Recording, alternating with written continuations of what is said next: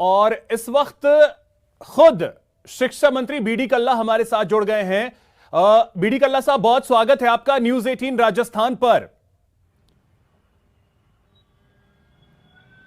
Sir, आवाज मिल रही है? धन्यवाद, नमस्कार। जी जी।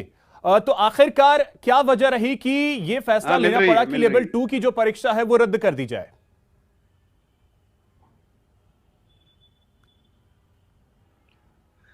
देखिए, L1 में तो कोई पेपर के बारे में कोई शिकायत नहीं थी, ना कोई गुंजाइश थी। तो L1 के जो 15,000 पद रिक्त पद हैं उनको इस रीट की परीक्षा के आधार पर भर लिया जाएगा।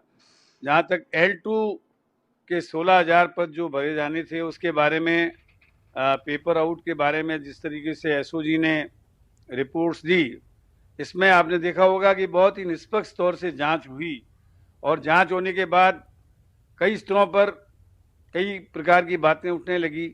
तो आज कैबिनेट ने बहुत गंभीरतापूर्वक इस पर विचार किया और माननीय मुख्यमंत्री जी चाहते हैं कि उनका एक निष्पक्षता का, और ये कहना चाहिए कि सारे लोगों को ये लगे कि जो भी फैसला वो लेते हैं वो उसमें दूध का दूध और पानी का पानी एकदम सही फैसला लेते हैं। तो उन्होंने पोस्ट रीट में पोस्टें बढ़ाने की बात हो रही थी कि 20,000 पद और बढ़ाए जाएं, तो उन्होंने एक तरीके से L2 का पेपर जो है वो रद्द कर दिया है और आने वाले वक्त में लगभग 30,000 पद बढ़ाकर और रीट की परीक्षाएं जो हैं L2 के लिए दोबारा होंगी और उसमें L1 के भी पद यदि कोई और बढ़ रहे होंगे तो उसके लिए भी उसको नए सिरे से होगी। लेकिन बीडी कल्ला साहब, जो नई परीक्षा होगी उसमें ये जो बात है जांच को लेकर के अभी भी विपक्ष जो है वो इसी बात पे अड़ा है कि जांच एसओजी से नहीं सीबीआई से हो। हाँ, जांच को लेकर के अभी भी जो विपक्ष आरोप लगा रहा था उस पर क्या कहें? हेलो, जी, आवाज आ रही है? जी जी, बिल्कुल आ रही है। जांच को लेकर विपक्ष जो आरोप लगा रहा है उसमें कोई तथ्य नहीं है। एसओजी ने बहुत गंभीरता से जांच की है और जांच के परिणाम सबके सामने हैं। कुछ लोगों को, जिन लोगों ने गैंग बना करके पेपर आउट करने की कोशिश की, वे अपने मंसूबों में कामयाब नहीं हो सके। बहुत कम लोगों के बीच में ये पेपर आउट हुआ और उन सब लोगों को डिबार किया जा रहा है। नहीं, बीजेपी के प्रदेश अध्यक्ष हैं, उनका साफ तौर पे कहना है कि हम एसओजी की जांच पर भरोसा कर ही नहीं सकते।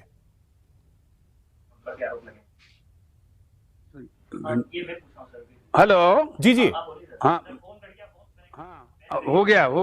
हेलो, जी जी, बीडी कल्ला साहब, बीजेपी के प्रदेश अध्यक्ष का साफ तौर पे कहना है कि एसओजी की जांच पर हम भरोसा कर ही नहीं सकते। हाँ, किरोड़ी लाल जी पर जो आरोप लगे थे उस पर क्या कहना चाहेंगे? किरोड़ी लाल जी जो हैं बार बार जो प्रश्न उठा रहे हैं, आज माननीय मुख्यमंत्री जी ने उनसे प्रति प्रश्न किया कि उनके पास ये सूचनाएं कहाँ से आ रही है।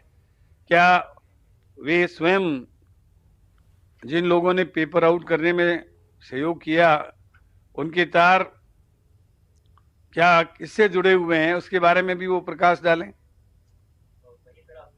परीक्षा का भविष्य और क्या किस तरह से ढंग से परीक्षा हो सके, नकल विरोधी? देखिए, इसमें केवल मात्र जो व्यक्ति एक तरीके से सेलेक्ट हुए हैं उनको दोबारा परीक्षा में बैठना पड़ेगा। बाकी लाखों लोग जो इस बात की मांग कर रहे थे कि रीट की परीक्षा का पेपर आउट हुआ है, दोबारा मौका दिया जाए, उनको सबको मौका मिल जाएगा। और आगे L2 के पेपर जो पहले भारत सरकार की भी गाइडलाइन है कि इसको तो केवल पात्रता की परीक्षा माना जाए और उसके बाद विषयवार परीक्षा ली जाए। तो उम्मीद है कि आने वाले वक्त में हम L2 की परीक्षाएं जब एक तरीके से घोषित करेंगे तो उसमें इसको पात्रता परीक्षा रखकर और फिर विषयवार इम्तिहान लिए जाएंगे ताकि एकदम सही डिसीजन हो सके। जब भी रीट होगी तो इस तरह की शिकायतें नहीं मिलेगी? जब भी रीट होगी तो इस तरह की दोबारा परीक्षा में इन चीजों का ध्यान रखा जाएगा?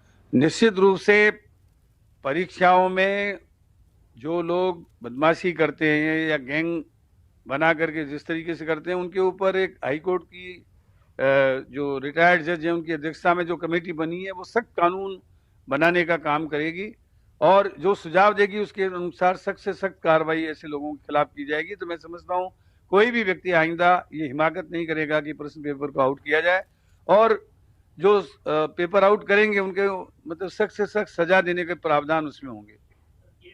तो शिक्षा विभाग